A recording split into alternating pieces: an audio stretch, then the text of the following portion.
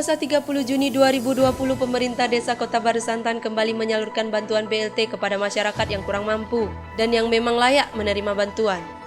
Tampak hadir pada kegiatan ini Camat Pelabai, Babin Kaptimnas, Babinsa, Ketua BPD, perangkat desa dan masyarakat Desa Kota Baru Santan yang menerima bantuan ini, yaitu sebanyak 38 penerima.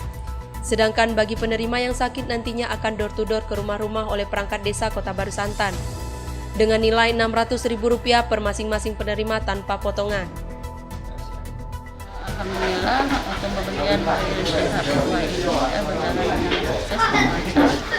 Jumlah penerimanya 38 kakak dan 38 orang. Alhamdulillah berjalan dengan sukses. Sisanya nanti akan dibagikan oleh perangkat desa untuk door-to-door ke rumah penerima BLT yang sisa dari Sumur Sinilai. Ini ada dari Pemda, rencananya besok hari Rabu besok, mungkin di kecamatan, mungkin besok pembagiannya mungkin kita atur besok lah.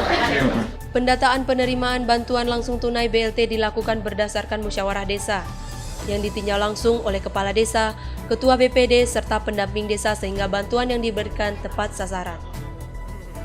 Antusiasnya masyarakat yang telah diundang sebanyak 38 bantuan BLT tahap kedua di Kota Baru Santan yang dihadiri oleh kita Signifikan Kades beserta unsur BPD serta perangkat desa berjalan dengan baik. Harapan kami kepada masyarakat yang telah mendapat bantuan BLT tahap kedua, kita sembako, jaga kesehatan, selalu pakai masker. Lebong TV, Dimas Kintan melaporkan.